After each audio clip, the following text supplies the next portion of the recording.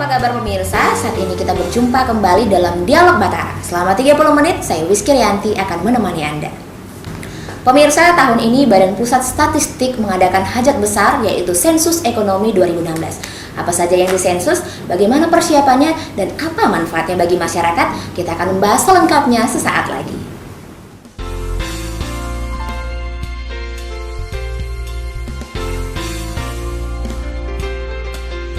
Baik pemirsa, masih Dialog Batara, dan saat ini saya tidak sendiri karena di samping saya sudah ada Bapak Guntur selaku Kepala Badan Pusat Statistik Kabupaten Barito Utara. Halo, apa kabar Bapak? Baik. Baik ya Pak ya, kelihatannya segar sekali, itu sudah semangat ini untuk membagikan tentang Sensus Ekonomi 2016. Baik Bapak, terkait tentang Sensus Ekonomi 2016, sesuai dengan judulnya nih, apa sih sebenarnya Sensus Ekonomi 2016 itu Pak?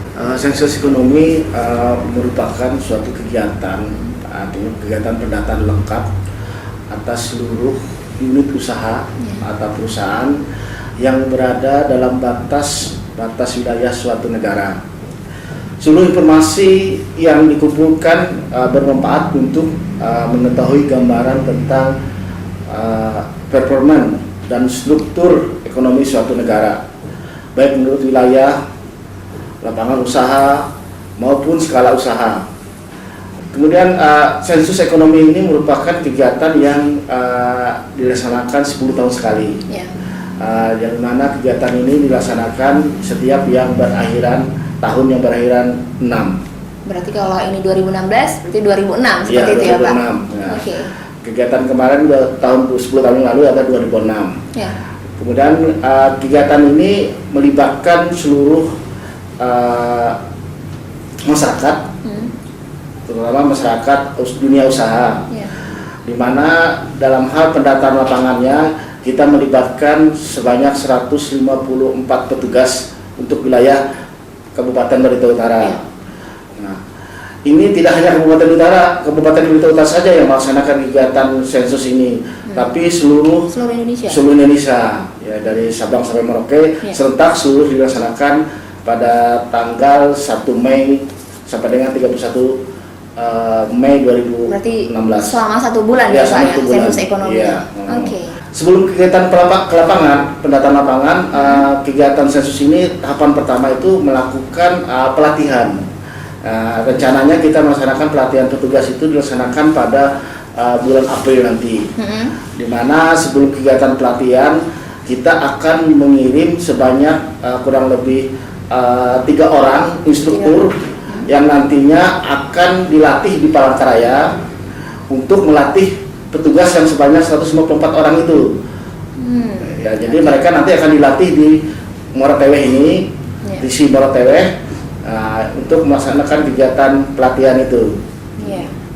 Kemudian untuk landasan hukumnya ada nggak sih Pak, landasan hukum untuk sensus ekonomi? Ada.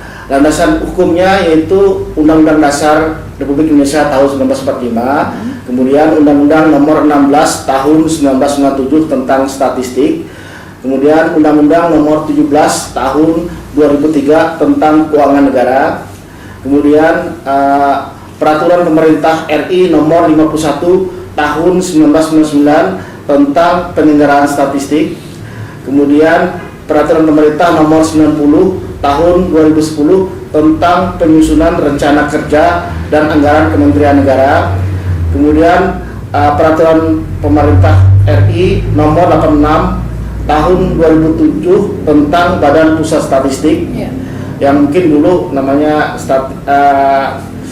kantor sensus, sekarang sudah berubah jadi Badan Pusat Statistik. Kemudian Peraturan Kepala Badan Pusat Statistik Nomor 7 tahun 2008 tentang organisasi dan tata kerja Badan Pusat Statistik. Oke.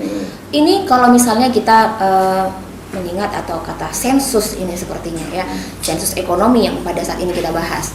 Ada juga mungkin yang kita dengar itu tentang sensus penduduk dan sensus pertanian, Pak. Mungkin bisa Bapak jelaskan juga mungkin sedikit tentang itu. Untuk sensus kita di BPS ini ada 3 kegiatan sensus. Yang pertama tadi sensus penduduk, sensus pertanian, kemudian sensus ekonomi yang sekarang kita laksanakan ini. Nah, untuk sensus penduduk itu dilaksanakan setiap tahun yang berakhiran 0. Terlihat pokoknya dari nol. Misalnya kemarin sudah lewat tahun 2010. Nah, itu yang berakhir nol. Nanti itu, 2020 lagi. Ya, 2020 nanti. Nah, jadi kegiatan sensus itu dilaksanakan 10 tahun sekali. Ya. Kemudian ada sensus pertanian. Sensus pertanian itu kegiatan sensus yang tahun yang berakhiran 3. Nah, yang terakhir kemarin tahun 2013. Nah, ke depan nanti mungkin tahun 2023 baru bisa dilaksanakan. Semua kegiatan itu berbeda-beda. Ya. Kalau khusus penduduk, yaitu mendata penduduk kan, semua penduduk yang ada di wilayah Republik Indonesia semua didata. Nah, sedangkan untuk sensus pertanian itu mendata seluruh masyarakat yang berusaha di sektor pertanian. Nah, usaha pertanian. Nah, sedangkan untuk sektor ekonomi, sensus ekonomi itu mendata usaha masyarakat, baik itu perusahaan maupun usaha masyarakat kecil maupun besar yang di luar sektor pertanian. Karena kenapa di luar sektor pertanian? Karena sektor pertanian sudah didata kemarin 2013. Oke, berarti sebenarnya BPS sendiri itu memiliki pekerjaan hampir setiap 3 tahun sekali, jadi jaraknya 3 tahun ya Pak ya. Kalau kemarin 2013, ini 2016 lagi, dan itu tetap masih dalam naungan Badan Pusat Statistik ya Pak ya. Kegiatan BPS tidak hanya sensus saja, kita ada kegiatan namanya survei-survei. Banyak gitu survei sosial ekonomi yang sekarang kita sedang melaksanakan kegiatan pelatihannya. Kegiatan survei ekonomi itu dilaksanakan pada bulan Maret ini. Pada saat sekarang ini sedang ada pelatihan petugas survei sosial ekonomi. Nah, itu selain itu juga ada kita survei pertanian. Yang berarti mengukur produktivitas pertanian yang ada di wilayah kita masing-masing. Jadi tidak hanya sensus saja. Ya, masih banyak lagi cakupan pekerjaannya ya. Lainnya. Nah, dasar untuk sebagai apa namanya basis preminya daripada sensus itu yaitu survei itu yaitu sensus ini. Nah, untuk sensus ekonomi ini untuk data-data, nanti kan untuk harga-harga itu kan nanti dasarnya inilah perusahaan yang ada yang akan didata nantinya untuk harga-harga. Jadi mungkin dengan data yang didapat itu juga akan membantu pemerintah juga ya Pak ya, dalam menentukan mungkin perencanaan apa yang akan dilakukan setiap tahunnya seperti itu ya Pak. Baiklah, semakin hangat perbincangan kita dan kita akan melanjutkannya saat lagi setelah pariwara berikut ini.